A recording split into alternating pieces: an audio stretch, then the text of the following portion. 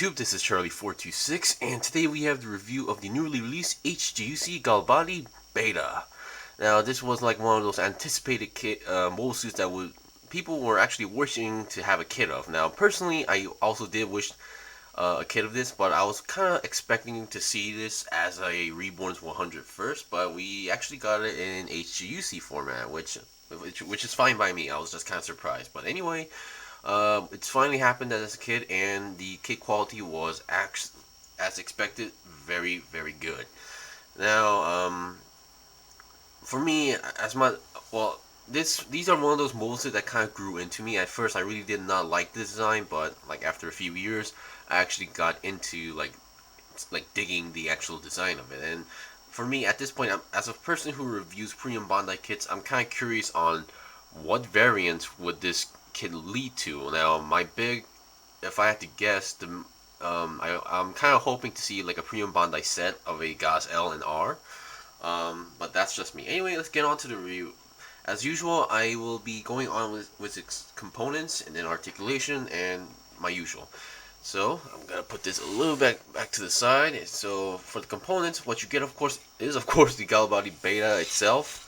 And here is all you get. Now, first of all, this kit only uses 3 stickers. One that goes onto the shield, one goes on for the mono eye, and then one goes onto the beam rifle. So there's only 3 stickers, so you don't need to worry about that part.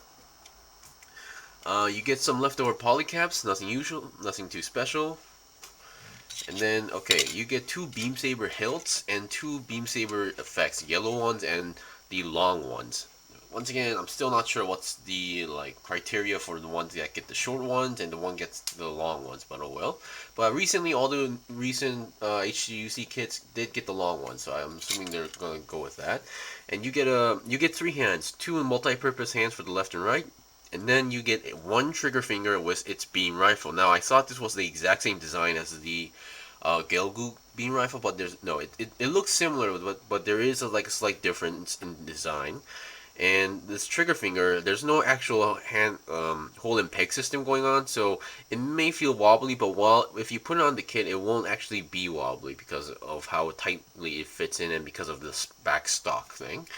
And you have the shield, very simple shield with the, I believe these are missile launchers inside or on the shield, and that's one of the stickers is this yellow sticker.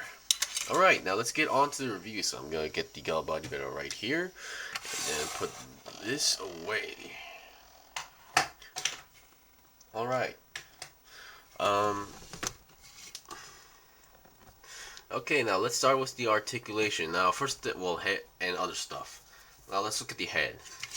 The head. As mentioned, the mono eye is a sticker, and I'm really glad they did actually give you a sticker with the cross section right over there. And then another good news is that there's an engravement for the mono eye, so it's not like a blank gray space with nothing on it. So you have to guess the correct position. No, there's an engravement on the mono eye section, so you don't need to worry about that. And I believe the cross section is also on the engravement, so those who are coloring, that might be actually really helpful. Now if I had to mention something about the head, is that the mono eye does not actually move, so it's going to be on the middle all the time. So for articulation, can go down that much, which is not too noticeable, and then up that much, which is actually pretty good. And then 360 is no problem at all. Problem would be the polycap that's inside there. That might actually rotate around. And another interesting part is that, well, on the head, this is definitely a separate piece, but the one that's inside the body, these pipes you see below the head, those are also separate pieces. So once again, they did a good job on that. Okay, now let's look at the body. Now the body was the part where I had some questions. Now, it's been a while since I've seen the Z Gundam series, so I might need to rewatch that, but I always thought, considering how the Gelgoog was, I thought this round section was the opening cockpit area, but I had some questions regarding this part yesterday, because only on the left side, only on this side, there's actually a separate piece for the chest. There's no piece on here. They're only on this side. So you get a separate piece for the chest. And then I was really curious on what this was for. And according to a lot of you people, the really old no-grade kit of the Galbaldy Beta actually had this feature, but not like this. But it actually had like an opening feature. And according to people, this is actually the cockpit section or cockpit hatch. So I'm assuming the cockpit is actually on the side, or maybe this opens up and then you go inside to the middle. But anyway, that's what it's for. But I don't know if this was really necessary for an HG kit. I mean, there is actually another HG Origins kit out there that actually has a cockpit hatch that actually opens up and there's a seat inside. But this one, I'm not really too sure if it was necessary. Okay, for the body, before going to the arms, there is like an ab crunch going on here, and then the body can move 360 if you want to do so. And that's that. And then the backpack, very simple looking backpack, nothing too special. There's this, you snap two pieces up in front, and then you put these round pieces onto the side. Nothing too special going on there. Now the arms. Now the arm articulation is pretty good. I mean, you have your typical forward and backward shoulder movement right over there. You have your 360 twist or rotation, and the main shoulder or arm is connected to the main body with a ball joint, and you have your typical 360 twist on here, and then yeah, you get your 360 twist on this arm area, not the entire arm. So that's one of the interesting parts I kind of thought. And then you have a double jointed bend and your typical ball jointed hand, which is inside this part of the arm is not a polycap, it's actually another plastic piece, so it may feel stiff, but stiff is good. Okay, now here's the part where I was not, expecting. Okay, this part you can open up like this. It's not like a latch, it's just like a piece that you just plug in here. Here on the advertisements we've been seeing, or the promo pictures we've been seeing, everybody thought this was like the beam saber storage mint, and you're not wrong. It is the beam saber being in storage, but it's not actually the beam saber you use. This is just actually like a small. I hope I can actually pull this out. There we go.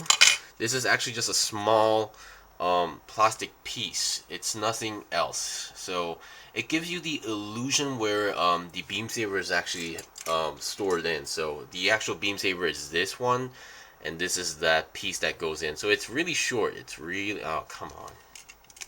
I'm sorry about this camera. So here it is. This is the actual beam saber. This is the one that actually goes inside the shoulder. You can see there's a extreme storage mint, unless this is something else, because I always thought this was the beam saber. Yeah, this is supposed to be the beam saber according to the wiki as well. So yeah, it's just an illusion, so keep that in mind. So if you want to actually have the beam saber storage, then you're gonna have to modify the shoulder piece a lot.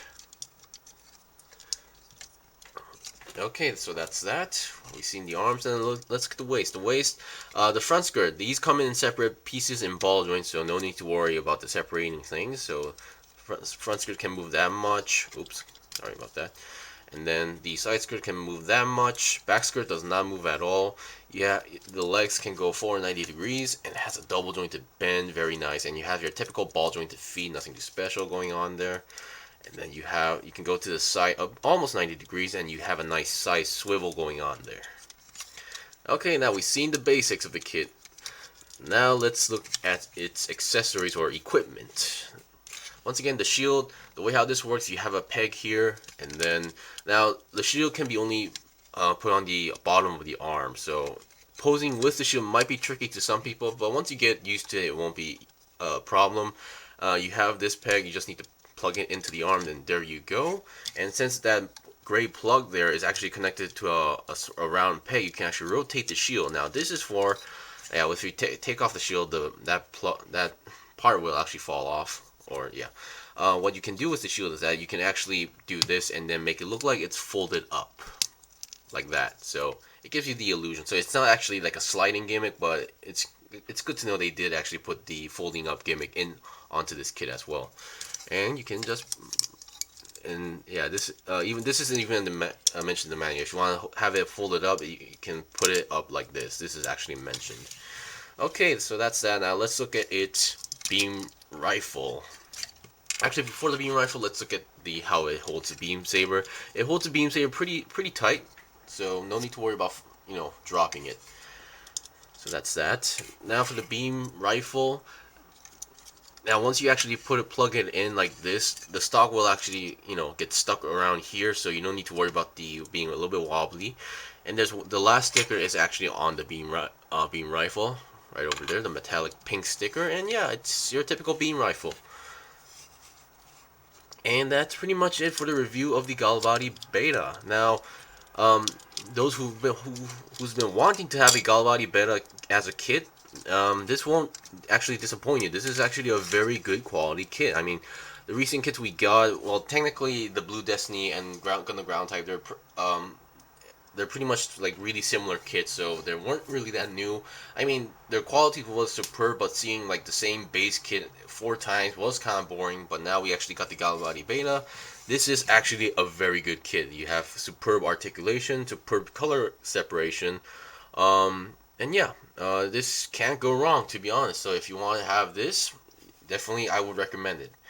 Anyways, thank you for watching the review. This was the review of the Galbaldy Beta. If you guys got any questions or requests, leave a comment below. I still have more kits to buy and build and make reviews out of, so please stay tuned. Until then, see you guys next time.